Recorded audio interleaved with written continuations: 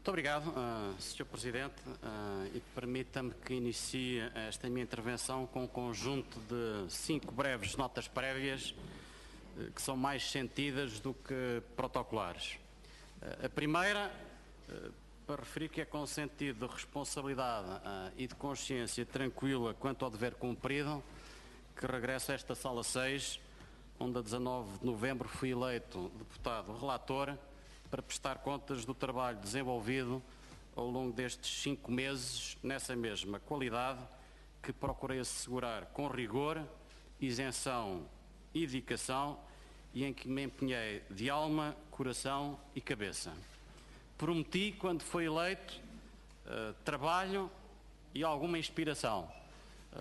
Sobre o trabalho, não tenho dúvidas, inspiração serão naturalmente todas as pessoas que lerem o relatório a poder fazer essa apreciação. Em segundo lugar, queria reforçar também aquilo que o Sr. Presidente já disse, clarificando que se trata agora e apenas da apresentação de um relatório preliminar, aberto a receber, por isso mesmo, e como procurei de resto que acontecesse desde a primeira hora, todo tipo de sugestões de alteração por parte das senhoras e senhores deputados. A terceira nota, para sublinhar que no tempo disponível, que parece muito, são 60 minutos, mas o que me é possível fazer é uma síntese do referido relatório preliminar de forma necessariamente seletiva. E por isso mesmo ela não dispensa, mas antes aconselha a leitura integral das suas cerca de 400 páginas. Em quarto lugar, sendo este essencialmente um trabalho de autor, os respectivos conteúdos são, porém, fruto de um esforço coletivo, sendo elementar justiça reconhecer, por um lado, um modo construtivo, dedicação intensa e espírito de entreajuda assumidos desde a primeira hora entre os deputados que integram esta Comissão, bem como a forma competente, sensata e eficaz como o nosso Presidente, e permita-me que o trate assim, conduziu todos os trabalhos. Queria também destacar o esforço desenvolvido pelos assessores dos grupos parlamentares e serviços de apoio da Assembleia da República, sempre incansáveis e diligentes. Também registava aqui a colaboração assegurada por todas as pessoas ou entidades que prestaram depoimentos genuínos e úteis, em nítido contraste com outros casos em que, por incompetência, ignorância, amnésia seletiva ou aconselhamento jurídico, se optou por uma postura defensiva e não colaborante. Sublinhava também todos aqueles que procederam ao envio de documentação ou outra informação que alimentou um espólio valioso compilado na Comissão, que tem em si mesmo valor intrínseco. O contrasta também com situações em que diferentes tipos de limitações ou segredos foram invocados para resistir ao envio atempado dos elementos solicitados. Por último, queria aqui reconhecer o trabalho da comunicação social, seja em termos de fornecimento de informação relevante, seja através da ampla divulgação e análise feita dos trabalhos, com isso ajudando a difundir os mesmos junto de todos os portugueses. E a terminar este conjunto de notas prévias, quero aqui deixar bem vincada uma palavra solidária para todos aqueles que foram lesados pelo colapso do GES e outra de apreço para os milhares de colaboradores do BES e do GES, sem qualquer tipo de responsabilidade no ocorrido, que com a sua competência e brio profissional deram e porventura continuam a dar o seu melhor esforço profissional, incluindo aqueles que agora, ao serviço do novo banco, vão de certo continuar a contribuir para garantir e melhorar a qualidade dos serviços bancários em Portugal. Entrava agora na descrição de alguns indicadores do trabalho desenvolvido e exposição da estrutura do relatório. Ilustra-se aqui um conjunto de números que refletem bem o que foram os 6 meses de trabalho, eu diria denso e intenso, conduzido por esta Comissão, que muito contribuiu para a elaboração do correspondente relatório, que possui cerca de 400 páginas acrescidas de 3 anexos e se encontra estruturado de acordo com os seguintes capítulos. Primeiro capítulo, de introdução e enquadramento, onde se faz uma apresentação geral do GES, seu percurso histórico e estrutura simplificada. Um segundo capítulo versa sobre a descrição do mandato e trabalhos desenvolvidos, onde se escreve em maior detalhe a metodologia de trabalho adotada, sua calendarização, composição e intervenção da Comissão. O terceiro capítulo abrange o apuramento dos factos, nele se fazendo uma descrição com algum detalhe sobre os factos que foi possível apurar com transcrição de depoimentos prestados. Finalmente, o quarto capítulo de conclusões e recomendações faz uma enumeração das ilações que foi possível retirar no que se refere ao ocorrido e correspondentes responsabilidades, que chamaremos conclusões ou constatações, subcapítulo 4.1, mas se apontam igualmente sugestões concretas quanto a medidas a tomar para melhorar a qualidade do sistema financeiro, matéria versada no subcapítulo 4.2 e traduzida em 66 recomendações. Em função do objeto da Comissão e da dinâmica dos seus trabalhos, procurou-se assim elaborar um relatório que centra os conteúdos em torno de uma transmissão objetiva dos factos apurados. Privilegia uma redação esquemática organizada por tópicos e procura respeitar as orientações do Conselho Consultivo da Procuradoria-Geral da República em termos de segredo de justiça, que já foram aqui também mencionadas pelo Sr. Presidente. E dito isto, entrávamos então em partes do capítulo 1 para, enfim, algo que poderá ser desnecessário para todos nós, mas acho que é útil para os leitores do relatório, no sentido de podermos perceber o que era o GES e o que é que vamos utilizar como terminologia para as suas várias partes. E como sabemos, o universo do GES, em termos de uma descrição aqui refletida e que se considera adequada para um entendimento dos conteúdos do relatório, compreende uma teia alargada de cerca de 300 empresas, com atividades em quase 50 países, podendo a sua arquitetura, de forma simplificada, resumir-se em 3 principais blocos, com perímetros que estão devidamente assinalados. Por um lado, temos a cúpula do grupo, através de empresas que são essencialmente holdings não operacionais, controladas pela família Espírito Santo, que aparece na parte central deste esquema. Por sua vez, do meu lado direito, e aqui não há nenhumas conotações políticas, está o ramo não financeiro, enquadrado até ao final de 2013, essencialmente, numa outra holding, a Rio Forte.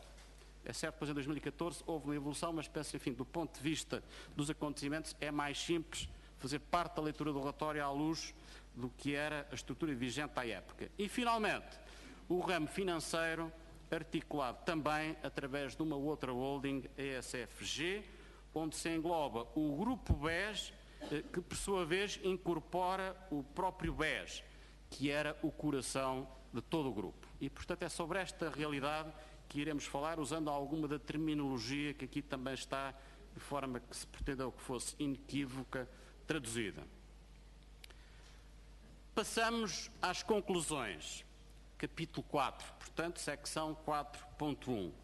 Para uma mais fácil leitura e compreensão das conclusões obtidas, elas são apresentadas no relatório sequencialmente, de acordo com estas múltiplas camadas de análise que abarcam as diferentes partes relevantes no funcionamento do sistema financeiro, correspondendo a C1, comportamento do Grupo BES e do GES, C2, intervenção de empresas de auditoria, C3, papel desempenhado pelas entidades de supervisão, C4, intervenção do Governo, C5, impactos sobre contas públicas e economia, C6, enquadramento legal e regulamentar, C7, análise das opções disponíveis, C8, o processo de resolução, C9, situação atual, C10, factos por apurar. É claro que nesta apresentação resumida tive de escolher, não vou abordar na íntegra todos os tópicos, mas no relatório poderão consultar detalhadamente as conclusões retiradas em torno de cada uma destas camadas de análise. Começamos então pelo comportamento do Grupo BES e do GES. E para iniciar esta descrição, faz sentido analisar o comportamento e os problemas sentidos pelo BES, enunciando uma listagem de 9 aspectos críticos, a saber: 1. Excessiva exposição ao GES. 2. Concessão de empréstimos a empresas offshore. 3. Exposição à Portugal Telecom. 4. Dificuldades no acesso à informação. 5. Fragilidades em modelo de governação. 6. Necessidade de implementar um código de conduta. 7. Reduzida colaboração prestada em auditorias. 8. Falta de garantia de que incumprimentos são investigados. 9. Existência de operações que não passam pelos departamentos de risco e crédito. E escolhi esta descrição para iniciar a apresentação das conclusões em relação a este tópico, porque ela, parecendo muito atual, baseia-se em documentos elaborados pela PwC em 2001 e 2002.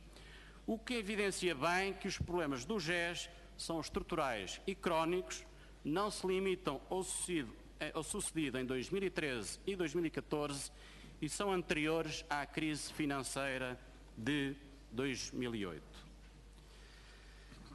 Assiste-se, portanto, ao longo do tempo e muito antes de 2008, a uma forte acumulação de prejuízos e a uma espiral de endividamento registados a um nível da área não financeira do GES que remonta, pelo menos, em termos de evolução dos problemas, ao início deste século.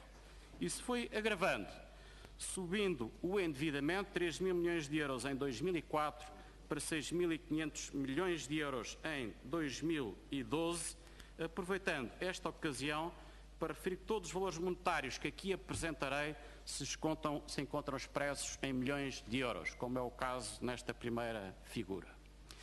Dada a natureza de conglomerado misto do GES, com um ramo não financeiro e outro financeiro, como já descrevemos, as dificuldades começam por surgir, portanto, sobretudo do lado do ramo não financeiro, tornando-se especialmente visíveis pelos impactos que provocam num primeiro momento junto da ESI, enquanto empresa de cúpula do grupo.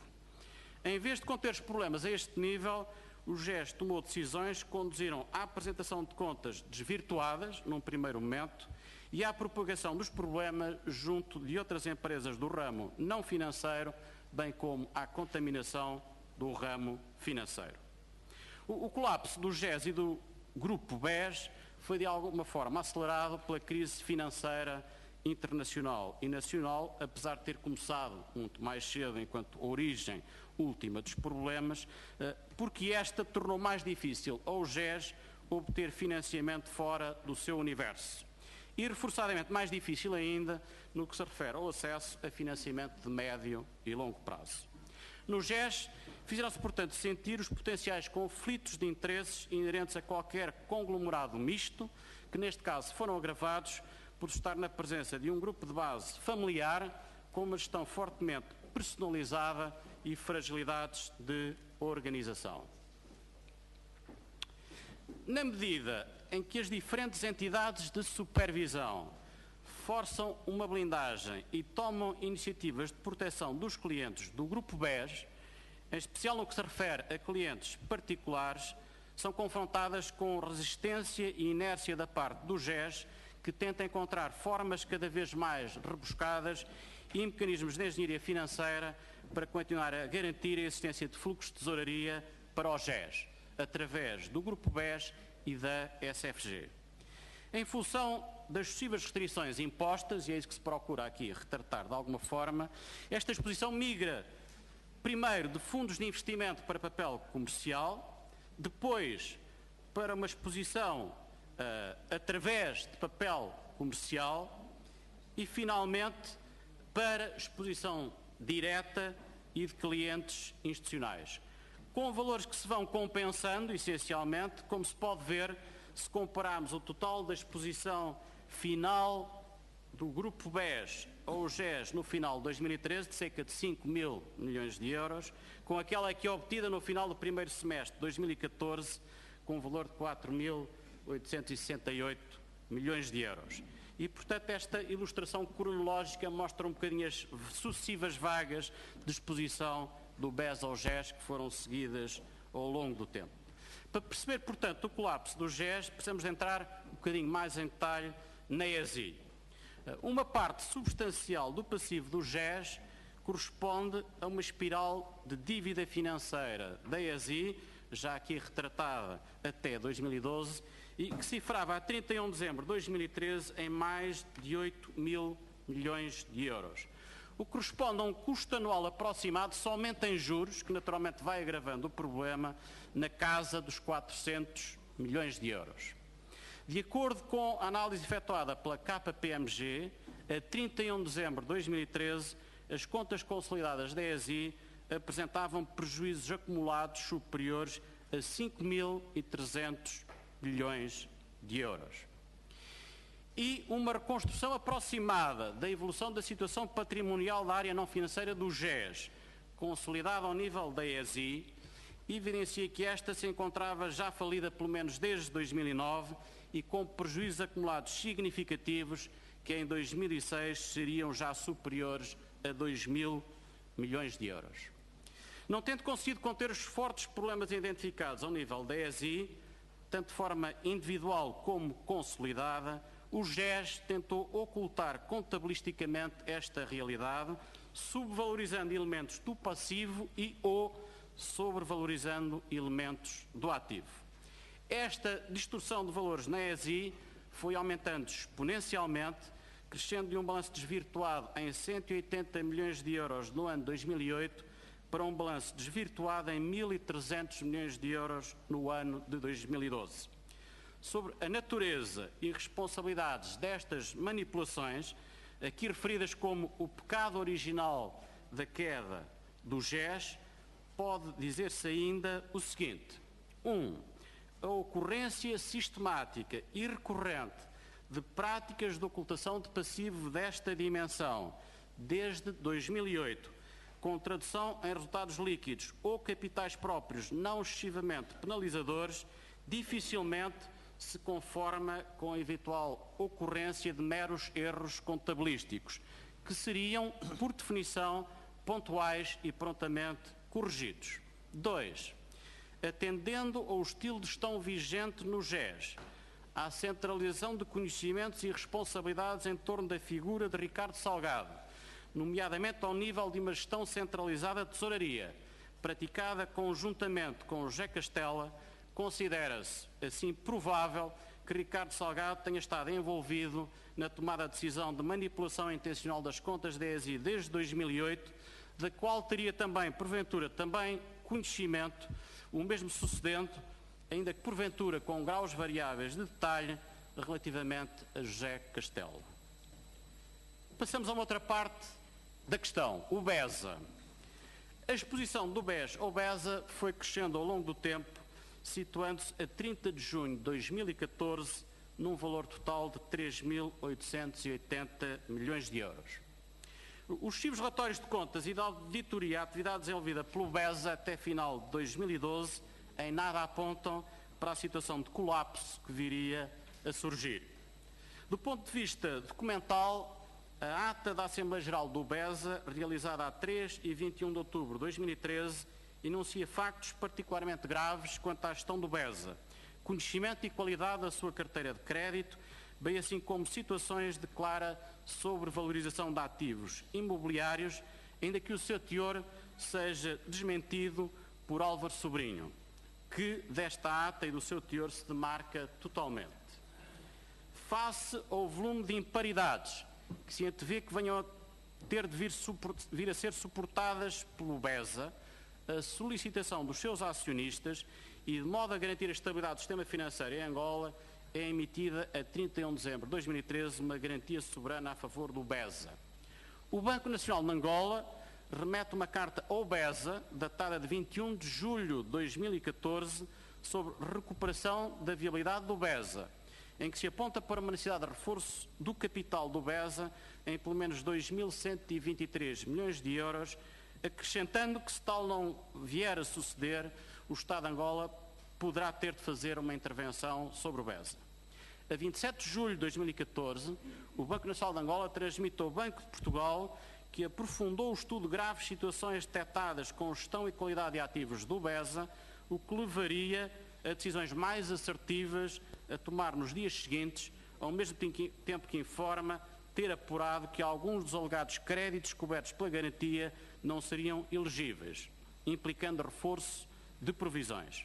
A 1 de agosto de 2014, o Banco Nacional de Angola impõe um conjunto extenso de medidas corretivas que evidenciam desconformidades e exclusão de determinados créditos da garantia soberana através de carta dirigida ao BESA relacionada com o que estabelece a necessidade de apresentação de um plano de recuperação e saneamento.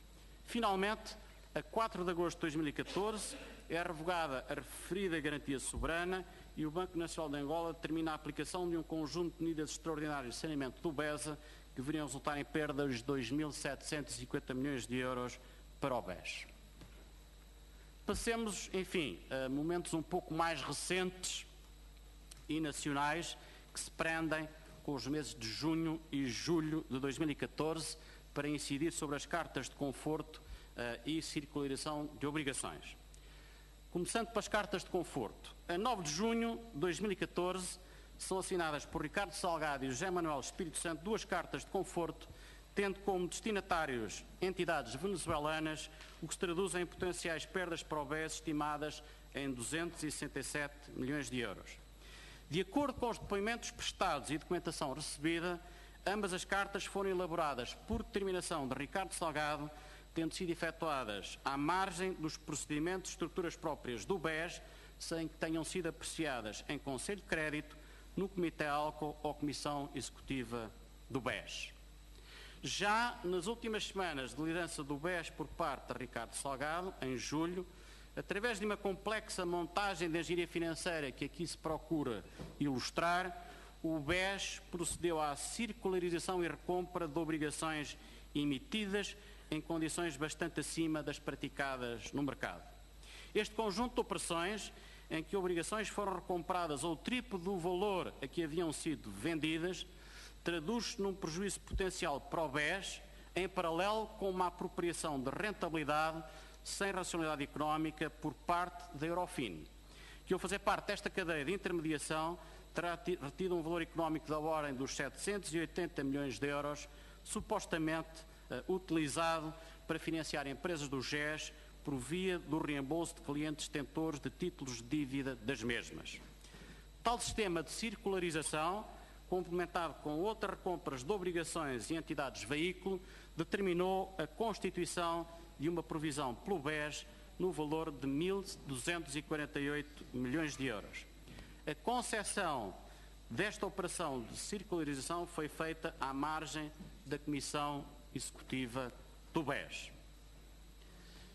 Breves referências à Portugal Telecom, dizendo a este propósito, apenas estritamente no que se refere ao objeto desta comissão de inquérito, duas coisas. Em primeiro lugar, que ao longo do tempo, como aqui está ilustrado também, foram aplicadas pela PT no GES valores considerados atípicos, quer em dimensão, quer pelo peso relativo que representam, tendo alcançado um total de exposição máxima de 4.992 milhões de euros e em termos relativos de 98% das disponibilidades de tesouraria.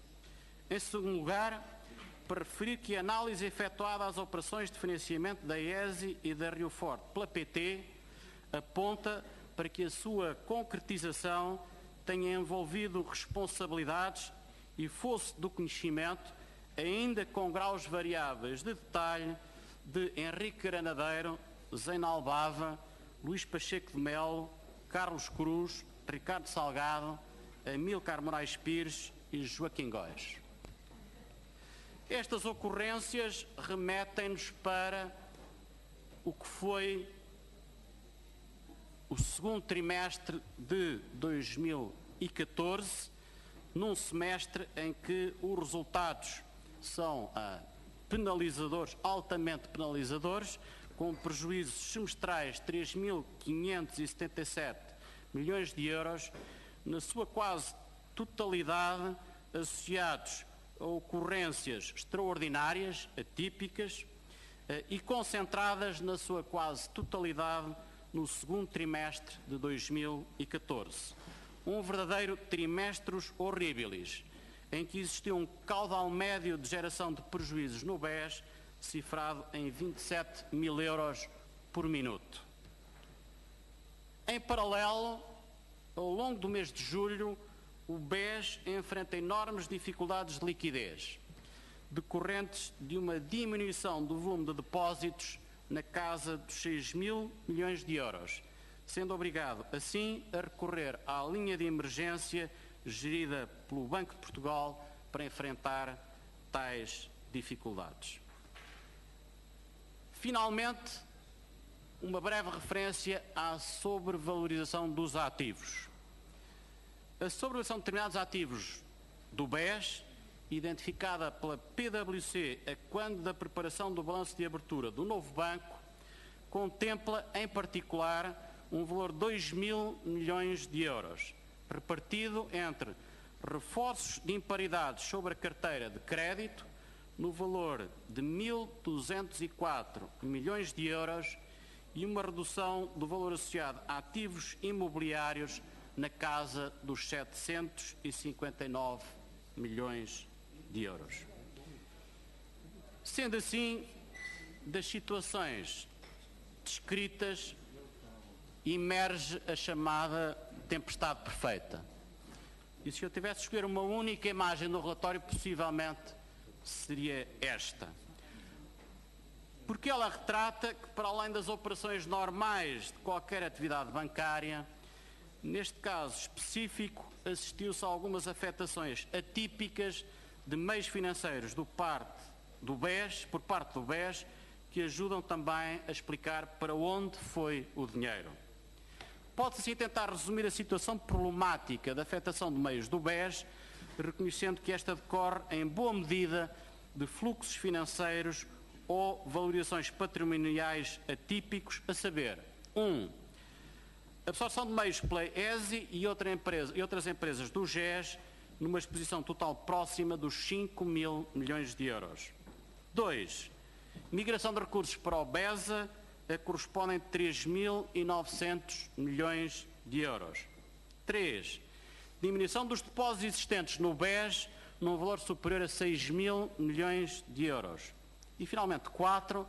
Recompras e circularização de obrigações, a que acresce a emissão de cartas de conforto, gerando um prejuízo de 1.500 milhões de euros, a par de uma sobrevalorização de ativos em 2 mil milhões de euros, o que prefaz os 3.500 milhões de euros aqui apontados também neste retrato esquemático.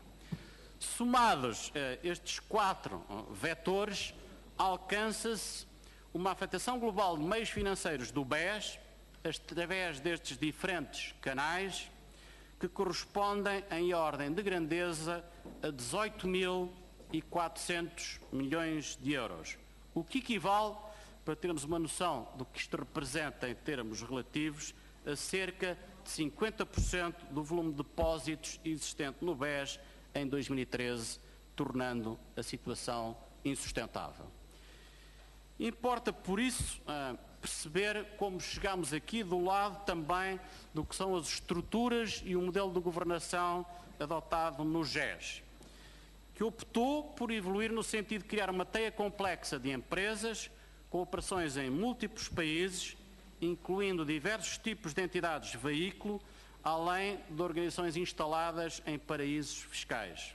A gestão do GES, especialmente ao nível das empresas de cúpula, foi sendo conduzida dentro de um ambiente de informalidade que dificilmente se compadece com a sua dimensão.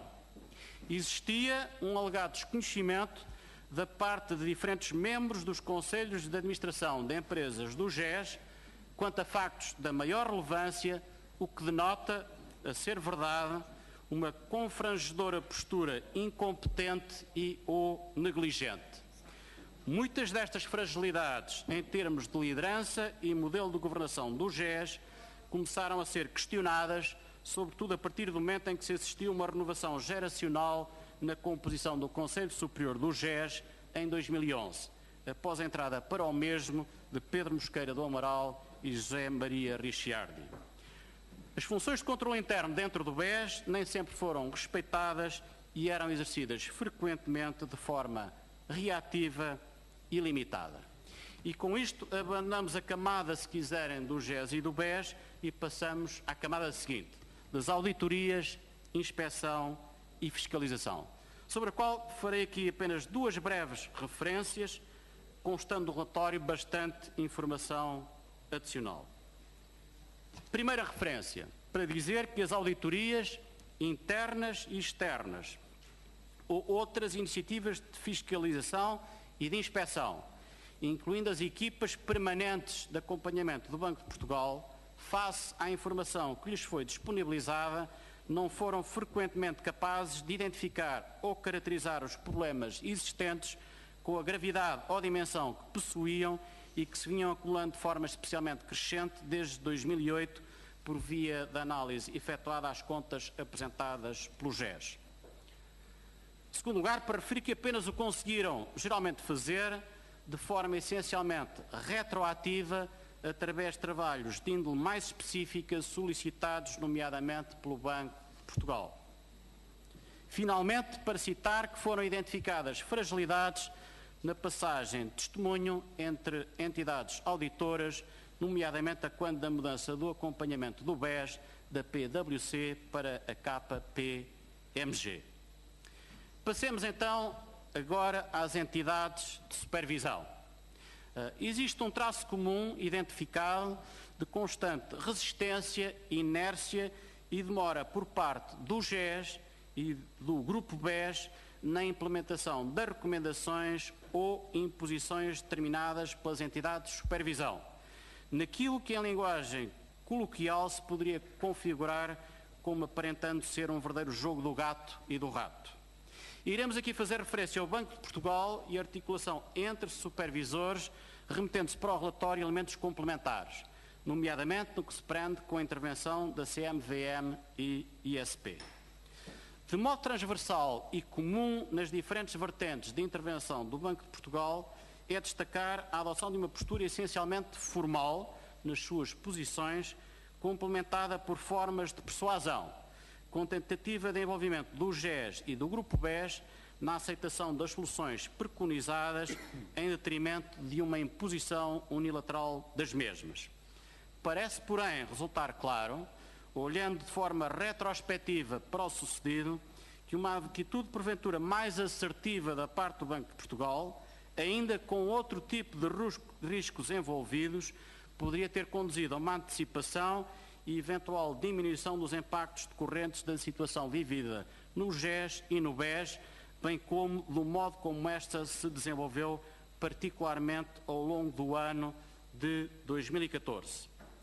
No sentido de acautelar os interesses dos clientes do Grupo BES, e em particular no que se refere aos clientes particulares, em função dos riscos identificados no final de 2013, o Banco de Portugal determinou a criação de uma blindagem do BES ao GES, através de diferentes mecanismos que foi evoluindo ao longo do tempo, visando proteger os clientes de retalho. Face aos fortes níveis de endividamento das empresas do GES, por um lado, e sua dependência quase exclusiva, seja por via direta ou indireta, relativamente ao BES, por outro lado, qualquer caminho de blindagem teria sempre consequências, tanto ao nível do GES como do BES, obrigando a uma especial atenção no modo como seria concebido, implementado e acompanhado. Para eliminar eventuais situações de conflito de interesses, o Banco de Portugal determinou também que deveriam deixar de existir dentro do GES situações de acumulação de funções em que as mesmas pessoas e membros do Conselho Superior do GES eram simultaneamente administradores de empresas do ramo financeiro e do ramo não financeiro do GES, o que veio a ocorrer no primeiro semestre de 2014. O Banco de Portugal determinou ainda a necessidade de revisão do Código de Conduta vigente no BES, com a imposição, entre outras medidas, de ficar impedido o recebimento de ofertas ou liberalidades, mesmo que recebidas a título alegadamente pessoal por parte de todos os colaboradores do BES. Com particular incidência, a partir de novembro de 2013, o Banco de Portugal manifesta em diversas ocasiões, seja em reuniões ou através de uma intensa troca de correspondência, ter diversas dúvidas relativamente ao comportamento de Ricardo Salgado, a propósito da liberalidade de 14 milhões de euros que lhe foi disponibilizada por José Guilherme. Apesar das dificuldades existentes em receber da parte de Ricardo Salgado uma cabal e atempada resposta às suas solicitações, o Banco de Portugal optou, à luz do conhecimento dos factos de que dispunha e do seu entendimento quanto ao enquadramento legal vigente, invocando razões apresentadas nesta Comissão, por não fazer uma imposição unilateral de mudanças na liderança do BES e do GES, antes pressionando uma saída acordada com o próprio Ricardo Salgado e o GES, que deveria ocorrer no segundo trimestre de 2014. As orientações assumidas e transmitidas pelo Banco de Portugal ao GES foram sendo contornadas de diferentes formas ao longo do tempo, naquilo que pode configurar situações de, e cito, o Banco de Portugal, 1. Desobediência ilegítima a determinações do regulador. 2. Potencial prática de atos de gestão ruinosa. 3. Concessão de financiamentos em situações de conflito de interesses e em desrespeito pelos procedimentos de controle interno ou limites impostos pela legislação. Face ao ocorrido, o Banco de Portugal deliberou 2 de julho de 2014 efetuar uma auditoria forense ao BES, cujos resultados são só ainda parcialmente conhecidos. De acordo com o Banco de Portugal, os resultados apurados até ao momento, no contexto desta auditoria, permitem apontar para a existência dos seguintes constatações. 1. Indícios de violações do processo de blindagem com materialidade muito expressiva e com significativo impacto na situação financeira e patrimonial do BES, que terão tido origem numa intenção deliberada de alguns dos membros do Conselho de Administração do BES. 2. Fortes indícios de práticas passíveis de serem enquadradas no conceito de atos dolosos de gestão ruinosa em detrimento de depositantes, investidores e demais credores praticados pelos membros dos órgãos sociais. 3. Deficiências do sistema de controle interno do BES. 4. A ausência de medidas preventivas do branqueamento de capitais no BESA. 5. Incumprimento do dever de comunicação ao Banco de Portugal pelo órgão de administração do BES e pelos seus membros das situações relativas ao BESA com possível impacto no equilíbrio financeiro do BES. Em termos de consideração final do envolvimento do Banco de Portugal em todo o processo, poderíamos registrar o seguinte. 1. De forma, porventura, excessivamente prudente, à luz do que hoje se sabe, com base nas suas competências e legislação aplicável, o Banco de Portugal procurou encontrar de forma concertada soluções que fossem aceitas pelos acionistas do BES. 2. Apesar das sucessivas resistências, contradições e eventuais conflitos de interesses, nomeadamente no que decorre da liderança de Ricardo Salgado, acreditou o Banco de Portugal que seria possível encontrar e implementar sem rupturas ou perturbações excessivas uma solução de mútuo acordo para o BES. 3. Ainda que o Banco de Portugal tenha intensificado os seus mecanismos de acompanhamento do BES, reforçando a sua natureza intrusiva e alargando o âmbito de intervenção para a área não financeira, tal viria a revelar-se insuficiente para evitar a necessidade de uma intervenção pública.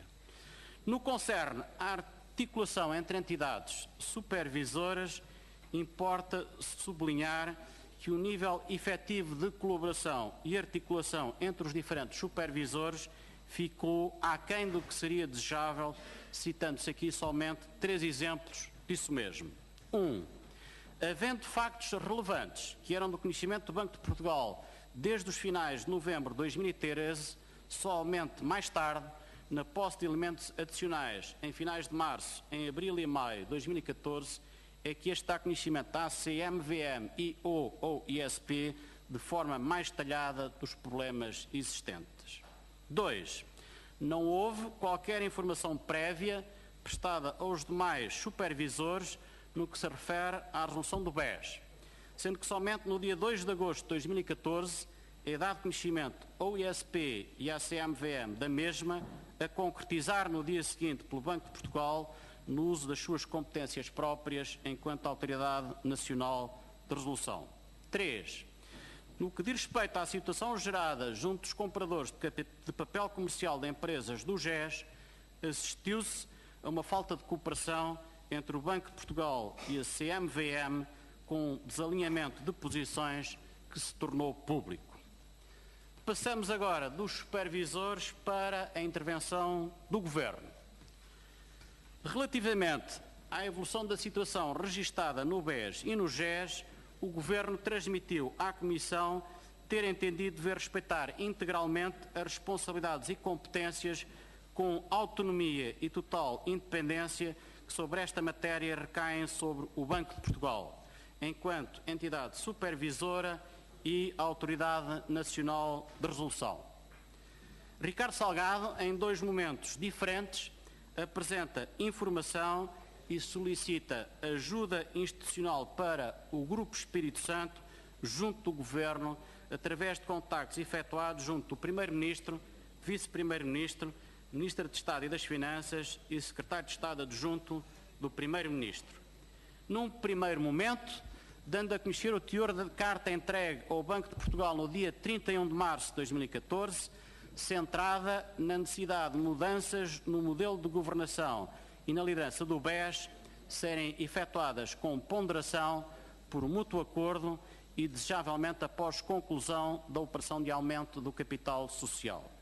Num segundo momento, posterior, dando a conhecer um memorando onde são apresentadas as dificuldades em que o GES se encontrava envolvido, com referência às eventuais implicações para a economia portuguesa decorrentes de um possível colapso do grupo, sem que nele seja feita referência explícita ou direta a quaisquer problemas específicos associados ao BES, sendo solicitado eventual apoio institucional ao nível do grupo GES.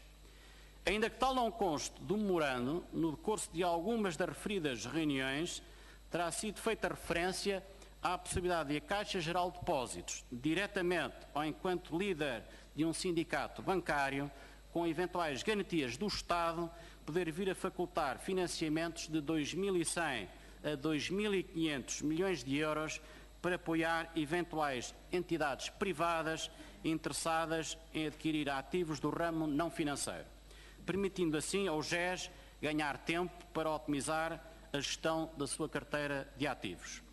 Face ao exposto, o Governo, em particular através da Ministra de Estado e das Finanças, recusou conceder qualquer tipo de apoio, direto ou indireto, ao GES, por entender que não devia intervir no saneamento financeiro da vertente não financeira de um grupo económico privado, nem tampouco condicionar ou interferir nas políticas normais de concessão de crédito por parte da Caixa Geral de Depósitos, relativamente a este caso em concreto ou outros de índole semelhante. Sendo legítima esta posição de princípio quanto ao seu envolvimento na gestão de uma medida de resolução bancária, alguns depoentes, incluindo Fernando Ulrich, referiram na Comissão que, neste caso concreto, o Governo poderia ou deveria ter tido um papel mais ativo, com participação no processo decisório. Respeitando integralmente a autonomia da decisão do Banco de Portugal sobre esta matéria, conforme referido na Comissão, o Governo considera que, neste caso, a medida de resolução era a mais adequada para fazer face à situação em que se encontrava o BES. Sendo legítima a posição adotada pelo Governo, podiam ter sido equacionadas formas adicionais de intervenção, em particular no que se refere a 1. Reforço da articulação com e entre as diferentes entidades supervisoras. 2. Antecipação de determinadas alterações ou clarificações legislativas, nomeadamente quando as condições de análise da idoneidade dos administradores de instituições bancárias apesar de tal não lhe ter sido expressamente solicitado pelo Banco de Portugal. Avançamos então agora para as opções disponíveis, que se podem ilustrar através de 6 alternativas para o BES face à situação gerada. 1. Nacionalização. 2. Liquidação. 3. Capitalização privada. 4. Capitalização pública. 5. Capitalização pública forçada. 6. Resolução. Quanto à nacionalização, importa referir que uma eventual nacionalização seria da estrita competência do Governo, que não consideraria de todo tal possibilidade, pois entende que 1. Não é vocação do Estado ter outros bancos em Portugal, além da Caixa Geral de Depósitos. 2. Existem alternativas consideradas melhores para salvaguarda dos interesses dos contribuintes. 3. Intervenções efetuadas recentemente com outras instituições bancárias de menor dimensão, onde um Estado, de forma direta ou indireta, assumiu temporariamente uma posição acionista, se traduziram em elevados custos suportados pelos contribuintes. A liquidação é uma alternativa considerada como sendo excluir ou apenas a considerar enquanto último recurso na ótica do Governo, pelos impactos muito negativos que traria em termos de manutenção dos postos de trabalho, proteção dos depositantes e perturbação do sistema financeiro. Em particular, um cenário de liquidação arrastaria consigo a cessação de pagamentos e de toda a atividade bancária desenvolvida pelo BES e a necessidade de acionar o Fundo de Garantia de Depósitos. Acresce ainda que, de acordo com as estimativas do Banco de Portugal, um cenário de eventual liquidação do BES comportaria custos diretos de elevada monta, pois tal cenário obrigaria a ver suportadas perdas não inferiores a 25 mil milhões de euros. No que concerne à recapitalização privada, importa referir que esta foi sempre a solução defendida, enquanto primeira opção, quer pelo Banco de Portugal, quer pelos responsáveis do BES e do GES. Sucede, porém, que, apesar de diferentes menções a cenários de saneamento financeiro do GES e do BES, baseado em capitais privados, nunca foi apresentado pelo BES qualquer plano detalhado com compromissos firmes ou devidamente calendarizados envolvendo investidores privados junto do Banco de Portugal.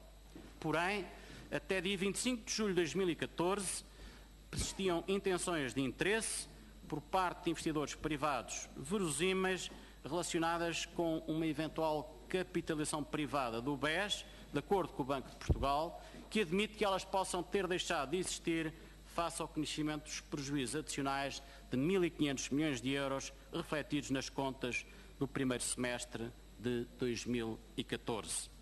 Contas do BES, naturalmente. Sobre a recapitalização pública, é de sublinhar que, por opção dos seus acionistas, nunca foi apresentado qualquer pedido de recapitalização pública do BES junto do Governo ou do Banco de Portugal. Sobram, portanto, duas alternativas: a recapitalização pública forçada e a resolução, que aqui procuramos confrontar nas suas semelhanças e diferenças. Tudo o resto permanecendo exatamente nos mesmos moldes, o valor que teria de ser afeto a uma eventual operação de recapitalização pública forçada terá levar em linha de conta, além do valor afeto à resolução do BES, um conjunto de outros fatores, incluindo o valor dos capitais próprios do BES, Banco Mau, que será negativo.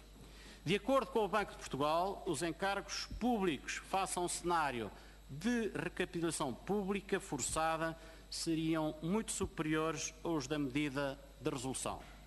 As razões que levaram o Banco de Portugal a adotar a medida de resolução são apontadas na correspondente deliberação, datada 3 de agosto de 2014, onde se enuncia que esta solução, passo a citar, para além de adequada à realização das finalidades legalmente definidas de proteção dos depositantes, de prevenção de riscos sistémicos e de promoção do crédito à economia, é também aquela que melhor salvaguarda os interesses dos contribuintes, nomeadamente por comparação com uma hipotética medida de recapitalização pública, mesmo na modalidade de capitalização obrigatória. Analisadas as alternativas, vamos então ao processo de resolução. Apesar do trabalho preparatório em termos gerais que o Banco de Portugal vinha efetuando, este foi um processo que se precipitou e desenvolveu de forma especialmente intensa a partir de 25 de julho, data em que o Banco de Portugal toma conhecimento de forma quantificada dos prejuízos semestrais do BES. No dia 31 de julho de 2014, o Banco de Portugal toma conhecimento, por um lado, da intenção por parte do Banco Central Europeu de retirar ao BES o estatuto de contraparte elegível para operações de cedência de liquidez, com aplicação imediata, e, por outro lado, de não haver nenhuma solução concreta apresentada pelo BES de capitalização privada com interlocutores concretos ou calendários de implantação da mesma num curto prazo de tempo. Face às circunstâncias ou pouco tempo disponível e à gravidade da situação, o Banco de Portugal propõe, em reunião de governadores dos bancos centrais efetuada a 1 de agosto de 2014, avançar com a aplicação de uma medida de resolução ao BES. O Banco de Portugal afirma ter assumido esta decisão sem consulta prévia a quaisquer outras entidades, no âmbito das suas competências enquanto Autoridade Nacional de Resolução, dando conta da mesma, ao longo dos dias 1 e 2 de agosto, ao Governo, CMVM, ISP, Associação Portuguesa de Bancos e Comissão Executiva do BES, sendo a respectiva deliberação formal tomada a 3 de agosto de 2014. De uma forma geral, a separação efetuada do BES entre o novo banco e o BES, Banco Mau, correspondeu então a colocar, à luz do acima referido, no primeiro, novo banco, as responsabilidades inerentes a depositantes e credores não subordinados. No segundo, leia-se BES, Banco Mau, as responsabilidades perante acionistas e credores subordinados, incluindo dívidas perante acionistas qualificados e partes relacionadas. Isola-se, portanto, deste modo e, em definitivo, um novo banco, e cito, dos riscos criados pela exposição do BES a entidades do GES. Passemos então à situação atual, que nos obriga a olhar naturalmente para um novo banco, constatando que as principais dificuldades de liquidez se encontram ultrapassadas, tendo o volume de depósitos que alcançou um mínimo nos finais de setembro de 2014, como aqui se ilustra, após uma quebra global de 9 mil milhões de euros, conhecido já uma recuperação significativa, superior a 4 mil milhões de euros até ao final de 2014. Há alguns elementos caracterizadores da situação patrimonial do novo banco a 31 de dezembro de 2014 são igualmente aqui plasmados e mostram que este apresentava a essa data 5.478 milhões de euros de capitais próprios. Também à parte da situação atual, fazemos uma referência aos detentores de papel comercial. Este é um universo de pessoas, cerca de 2.500 pessoas, detentoras de papel comercial de empresas do GES, com especial destaque para a ESI e Rio Forte, que corresponde a um total de cerca de 527 milhões de euros de aplicações. A responsabilidade sobre estes títulos de dívida recai integralmente sobre as entidades emitentes, não deixando de dever ser assacadas essas mesmas responsabilidades junto dos gestores das correspondentes insolvências. Sucede, porém, que para garantir a continuidade de financiamento primeiro da ESI e depois da Rio Forte, no início de setembro de 2013 é deliberado promover a comercialização de papel comercial da ESI aos balcões do BES, com base em contas da mesma que se encontravam distorcidas e não retratavam a sua realidade patrimonial. Após a adoção da medida de resolução do BES, tem havido diversas alterações na informação que é transmitida aos detentores de papel comercial de empresas do GES, tanto da parte do Banco de Portugal como do novo banco. De forma concertada, Banco de Portugal, CMVM, Novo Banco e BES, Banco Mau, devem chegar rapidamente a uma plataforma de entendimento sobre este assunto, através de um consenso que deve viabilizar soluções que respeitem todos os preceitos legais e alinhadas com o seguinte conjunto de princípios norteadores, de acordo com o qual, devem incidir de forma particular sobre aqueles casos em que comprovadamente existiram práticas comerciais abusivas. 2. Não se devem deixar de responsabilizar as entidades emitentes. 3. Deve ser dada uma resposta urgente aos clientes que tenham sido efetivamente lesados e que, em alguns casos, enfrentam momentos de especial dificuldade, sem ignorar as situações de urgência em termos de liquidez associadas a detentores de papel comercial que se encontram numa posição de particular vulnerabilidade. 4. Esclarecer de uma vez por todas os clientes sobre esta matéria, sem alimentar ou negar expectativas de forma oscilatória. 5. Transmitir uma mensagem inequívoca de concordância e concertação de posições entre as 4 entidades diretamente envolvidas. 6. Ter em consideração as especificidades desta situação, bem como as expectativas que foram sendo criadas junto destes clientes. 7. Garantir uma blindagem eficaz face a outro tipo de credores de natureza diversa e, em particular, relativamente a pessoas ou entidades que tenham tido responsabilidades na gestão do BES ou do GES. 8.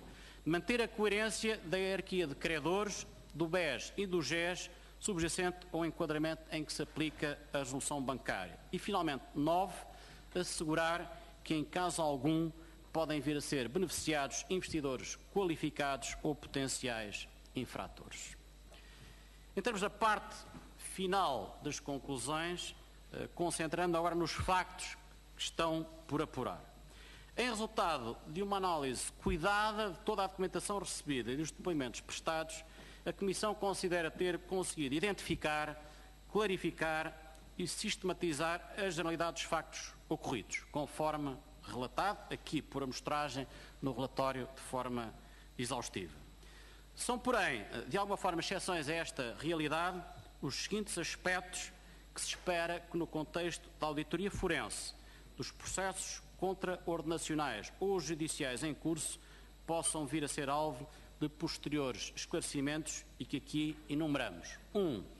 Identificação dos destinatários ou beneficiários últimos de determinadas operações de concessão de crédito ou aplicações financeiras, nomeadamente no que se refere ao BESA, Eurofin, a qual, de acordo com o Banco de Portugal, é uma entidade, e cito novamente, com ligações ao Dr. Ricardo Salgado e ao GES, e empresas offshore. 2. Objeto social e movimentações financeiras caracterizadas de forma exaustiva em relação a entidades ligadas ao GES, mas que não constam do correspondente organigrama, como sucede com o Espírito Santo Enterprises. 3. Explicitação das origens, fundamentação e destino final dos empréstimos efetuados pela ESI às empresas suas acionistas, que são detidas pela família Espírito Santo no valor de 470 milhões de euros no final do ano de 2013. 4. E por último, caracterização detalhada e exaustiva de origens e circunstâncias em que determinados movimentos financeiros podem ter resultado no benefício patrimonial de membros da família Espírito Santo e outros altos quadros de empresas do GES, no que diz respeito a comissões, liberalidades ou outras situações análogas.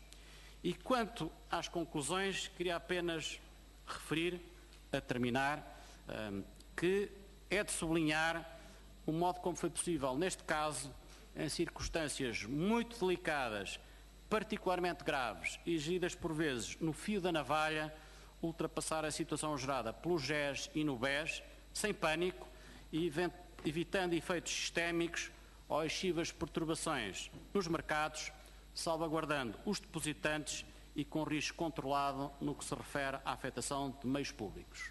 Porém, aguarda-se ainda o desenvolvimento do processo de venda do novo banco, sendo que uma parte importante em termos de avaliação e consequências desta intervenção vai depender da comparação entre o valor da venda e a verba de 4.900 milhões de euros, dos quais 3.900 milhões de euros emprestados pelo Estado, afeta pelo Fundo de Resolução ao novo banco. Apesar de se terem calculado consequências que poderiam ter sido eventualmente mais gravosas para o nosso país e seu sistema bancário, depositantes e clientes do BES, importa reconhecer falhas ocorridas e aprender com o sucedido, daí tirando ilações para o futuro. E é isso que se procura justamente fazer através da secção 4.2 do relatório, que se concentra em 66 recomendações. Tendo então em atenção os factos apurados no GES e no BES, bem como toda a informação e perspectivas a que esta Comissão teve acesso, o relatório aponta sugestões, recomendações e ações de melhoria para o sistema financeiro, das quais aqui citaremos apenas algumas, organizadas de acordo com os seguintes tópicos. R1, criação de uma cultura de exigência. R2, remoção de conflitos de interesses. R3, acesso, transparência e partilha de informação. R4, reforço de articulação e coordenação. Dentro da criação de uma cultura de exigência, citava a título de exemplo algumas das recomendações, tais como adoção de modelos de governação adequados, com reforço das funções de controle interno e revisão do quadro de sanções aplicadas em casos de incumprimento dos modelos de governação vigentes para que possuam um verdadeiro efeito dissuasor.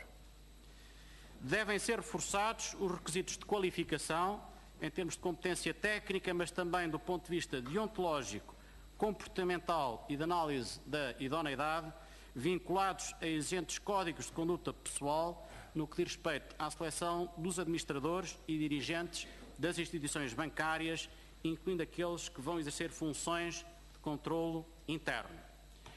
As políticas de remuneração variável e prémios devem pautar-se por uma análise do contributo para a sustentabilidade dos bancos numa ótica de médio prazo, bem como assentar no estrito cumprimento e efetiva implementação de uma cultura de comportamento irrepreensível em termos deontológicos, alinhados com exigentes códigos de conduta de acordo com as orientações da Diretiva CRD4. Os códigos de conduta e manuais de controle interno devem excluir liminarmente eventuais esquemas de comissões, liberalidades ou outros benefícios que possam reverter a favor do património pessoal de colaboradores. Importa consolidar um sistema eficaz de provedores dos clientes e de apresentação de reclamações, dotados de real autonomia e independência, com níveis de qualidade de serviço devidamente assumidos. Aponta-se para a reformulação dos sistemas de auditoria, inspeção e fiscalização, incluindo evolução para sistemas de acompanhamento da atividade bancária por parte de auditores e entidades de supervisão de índole essencialmente permanente, com possibilidade de acesso em tempo real aos sistemas de informação das entidades bancárias. 2. Intervenção do Banco de Portugal na seleção das entidades auditoras de uma determinada entidade bancária. 3. Exigência de uma rotatividade temporal obrigatória entre entidades auditoras. Sugere-se também uma redefinição dos mecanismos de acompanhamento, supervisão e auditoria da avaliação de bens imobiliários, com a criação de sistemas que permitam, de forma periódica e automática, sinalizar situações de bens imobiliários cujas avaliações nos ativos de instituições financeiras e bancárias se afastem substancialmente de valores de referência. Envolvimento das entidades reguladoras com as suas próprias equipas de acompanhamento e inspeção permanente nas passagens de testemunho entre entidades auditoras externas. Imposição total de transparência com a identificação das transações e seus beneficiários últimos, sempre que entidades veículo, intermediários financeiros ou empresas offshore estejam envolvidos em movimentações financeiras efetuadas por instituições bancárias. Definição de regras mais apertadas relativamente aos requisitos que devem ser obedecidos sempre que se pretendam lançar novos produtos financeiros com risco associado no mercado, tanto do ponto de vista de tramitação interna como de validação por parte das entidades supervisoras. O segundo eixo, regulação de conflitos de interesses, refiro também aqui 4 recomendações. A primeira corresponde à contribuição para a criação de um eventual consenso internacional relativo à eliminação da possibilidade de existência ou a imposição de fortes restrições ao funcionamento de conglomerados mistos pelo potencial conflito de interesses, tensão e pressões internas que tal representa e pode gerar. Sugere-se também que sejam estabelecidos perímetros de intervenção das entidades de supervisão bancária que permitam abarcar todas as partes relacionadas com as correspondentes instituições bancárias, particularmente quando esteja na presença de conglomerados mistos. Em terceiro lugar, aponta-se para a introdução de fortes limitações ou proibição da intervenção de instituições bancárias no que se refere a, ponto 1, créditos concedidos a acionistas de referência. Ponto 2, aquisição por via direta ou indireta de ações próprias. Ponto 3, comercialização de títulos próprios.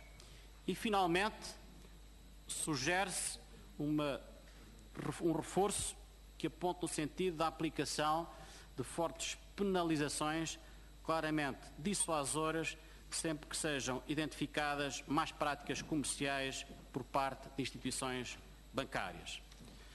No terceiro eixo de recomendações, centrado na transparência e partilha de informação, apontamos para a definição pelas entidades supervisoras e de forma harmonizada de conteúdos que devem constar de resumos simplificados, em linguagem que possa tornar a informação tão acessível quanto possível e que devem acompanhar os diferentes tipos de documentos financeiros, incluindo relatórios trimestrais, relatórios de contas, prospectos de aumento de capital social ou de venda de produtos financeiros. Em segundo lugar, contribuição para uma redefinição a nível internacional dos conteúdos dos relatórios da auditoria externa, igualmente acompanhados de resumos simplificados, de modo a que possam ir para além de funções de natureza exclusivamente retrospectiva ou formal. Em terceiro lugar, reforço da segregação em termos de canais de venda e interlocutores que separe a comercialização de produtos bancários tipificados, desprovidos de risco, face a produtos de investimento, títulos ou outros instrumentos financeiros com risco associado. E, por fim, caminhando para a quarta dimensão de recomendações, no que diz respeito à articulação e coordenação, citarei aqui apenas 2 dessas recomendações. A primeira refere-se à condução de uma análise ponderada quanto às vantagens e desvantagens de evolução para a existência de uma única ou 2 entidades de supervisão para toda a área financeira, enquanto alternativa ao atual modelo vigente em Portugal, assente em 3 entidades. E a segunda refere-se, atendendo às fragilidades detectadas, em particular no que diz respeito a interfaces, cooperação efetiva e articulação dentro de cada uma das camadas de agentes relevantes ao funcionamento do sistema financeiro, mas mais ainda, no que diz respeito a interações entre elas, sugere-se que é de ponderar a criação de um órgão que poderá designar-se Conselho Superior do Sistema Financeiro, especialmente vocacionado para promover uma visão holística, concertada e congregadora de todas as partes interessadas num adequado funcionamento e melhoria da qualidade da banca nacional. E termino, Sr. Presidente, agradecendo a tolerância que me deu, citando a visão que é formalmente adotada pela Associação Portuguesa de Bancos e que remete para o garante da confiança ética, transparência, rigor e eficiência do sistema bancário e financeiro do país, algo que deve nortear todos os agentes relevantes e pautou igualmente os trabalhos desta Comissão. No reforço da concretização desta mesma visão, importa aprender com os erros, implementar ações corretivas, mas igualmente e sobretudo desenvolver proativamente esforços de índole preventiva. E é justamente nesse mesmo sentido que o relatório, nesta outra parte, subcapítulo 4.2, aponta para um conjunto alargado de recomendações que aqui procurei resumir por amostragem. E assim termino, Sr. Presidente, esta intervenção inicial, ficando agora à inteira disposição para ouvir e interagir com as senhoras e os senhores deputados. Deputados. Muito obrigado. Muito obrigado, Sr. Deputado Relator, Sr. Deputado Pedro Saraiva. E, independentemente de concordâncias ou discordâncias, permita-me que o felicite pela seriedade